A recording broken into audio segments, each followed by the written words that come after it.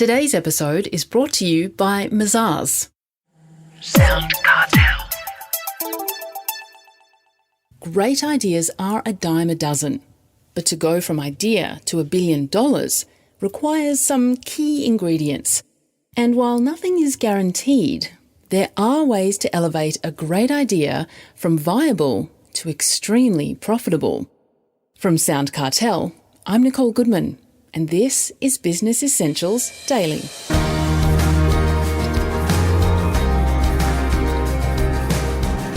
So, fingers crossed, we're finally emerging from a year of double-down restrictions and starting to look towards a much brighter 2021.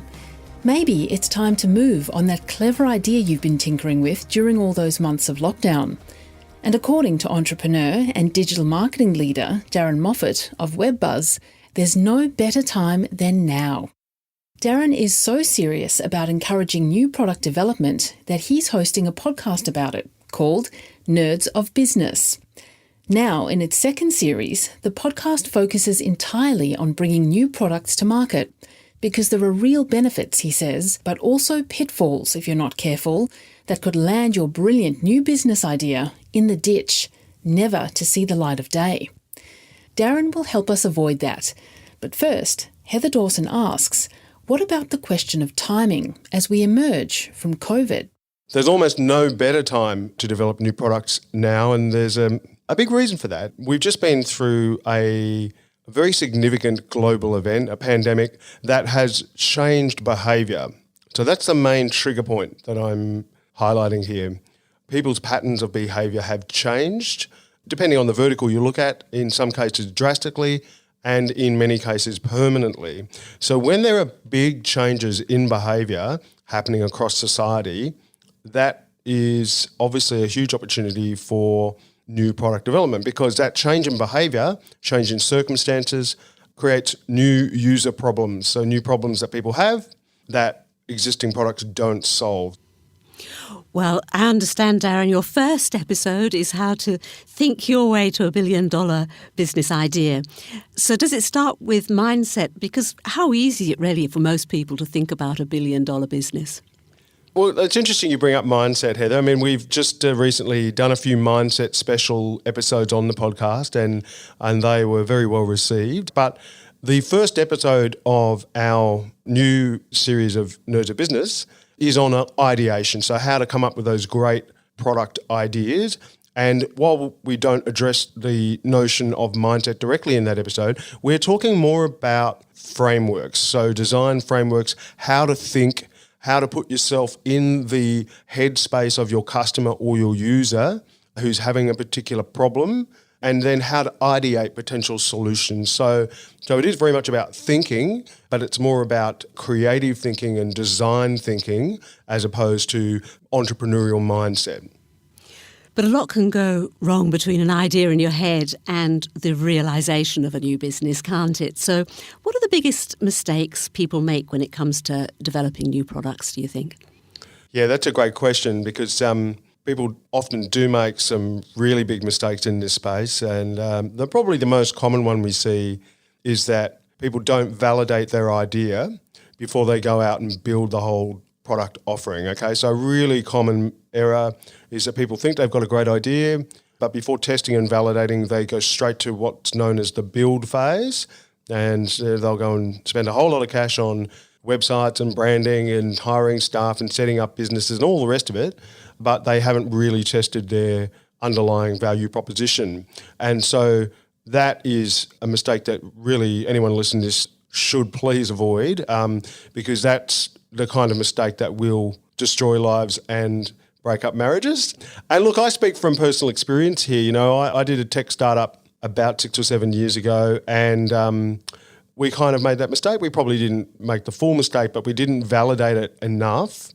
And that tech startup struggled, and ultimately we shut it down, and not before burning a fair bit of cash along the way. It wasn't a disaster for us because we were able to pivot that offering into something else. In fact, into a digital marketing agent. We took the learnings from that and developed an agency which is really quite successful these days. So it had a happy ending, but I know that when I look back on that myself, we could have saved ourselves a fair bit of heartache if we had validated the idea in more detail before we went to launch.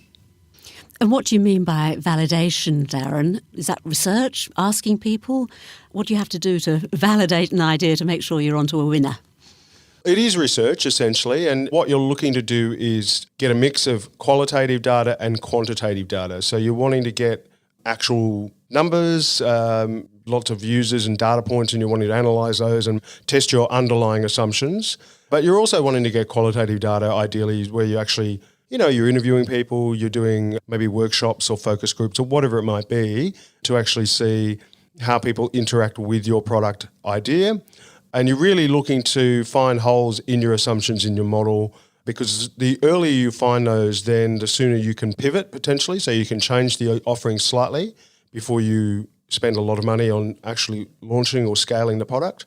But yes, there's been a lot written on validation, and a great framework that people can consider for that is what's called the Lean Startup. So the Lean Startup is a book by Eric Ries, a very famous book, and that espouses the principle of lean methodologies, where the whole philosophy is to fail fast. So if it's not going to work, you're going to find out and you're going to fail fast, and preferably before you spend a lot of money, and then you can move on to something else or change your product offering. Okay, well, on the topic of financing then, and not losing all your money, how do you realistically work out how much you're going to need and where it's going to come from? That's the money question is always an interesting one. Look, I mean, the first thing I could recommend to people would be that you really must do a business plan and some cash flow projections.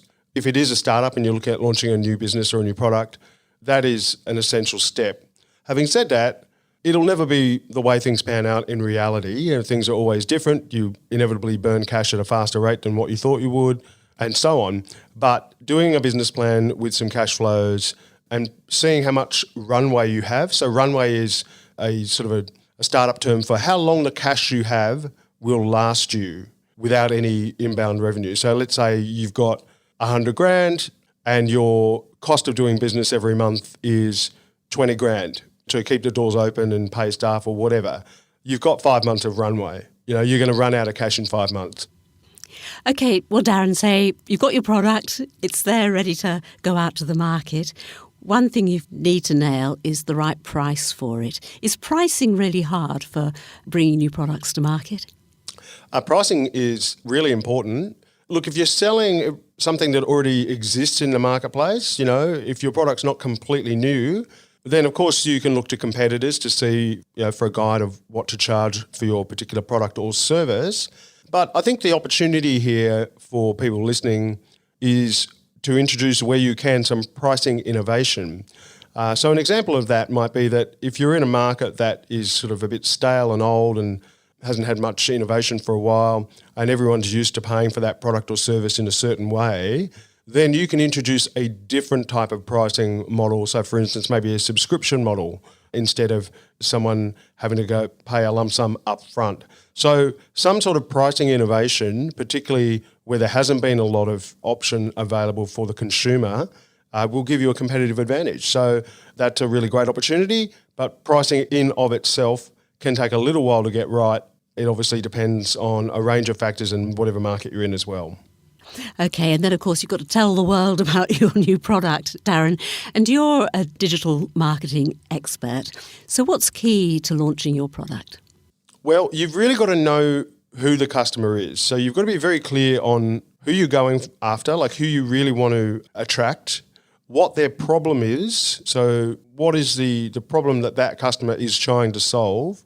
And then you've got to be clear on the benefit that your product delivers, why they should choose your product over someone else's. So you've got to have all those things really crystal clear. And then once you've got that, typically you might do a little bit of early testing in very small campaigns on Google or Facebook. Once those are right, then you can start to scale it. But the next most important thing would be channel strategy. So sometimes some products will work for marketing on some channels but not others. Like we very often see that one particular type of client or product will work well on Facebook, but then if we put it onto Google search, it doesn't work well at all, and vice versa. So you've got to get your channel strategy right. Typically, if it's a brand new product that no one really knows about, there's an education process that needs to be undertaken. That's going to be a bit expensive usually, and no one's going to be Googling for your new product if it's the first of its kind. So you can pretty much forget Google search for something like that. You want to be going more for Facebook or Google Display Network, where you can visually educate people over a series of integrated campaigns. Okay, well, there's a lot to think about when you're bringing a new product to market. One final question, though, Darren. You know, we read about these unicorn businesses and young entrepreneurs making loads of money overnight by introducing a new product to market. But in reality, you have to be prepared to dedicate yourself to some long hours and hard work to achieve success. Do you agree, or can you be lucky? Well, I guess you can be lucky. I haven't seen it. I haven't read about it. No, I mean, I think perseverance is everything, you know, and there's no real shortcut. I mean, look, I'm sure some people do get lucky and they just happen to sort of hitch a ride on a fast-moving trend at the right time. But often what you'll find is that there's years of grind before that. I mean, a good example is Afterpay. Everyone knows Afterpay. You know, they're a multi-billion-dollar business. And it looks like they came out of nowhere just in the last couple of years. But what people fail to realise is that they had actually launched in 2014, 2015, right? So they had been going 2 or 3 years and building momentum and laying all the groundwork before things went really crazy. So there is no substitute for hard work, but also a bit of luck really does help along the way. And sometimes just people get lucky. That was Darren Moffatt, Director of Digital Strategy at WebBuzz and host of the Nerds of Business podcast.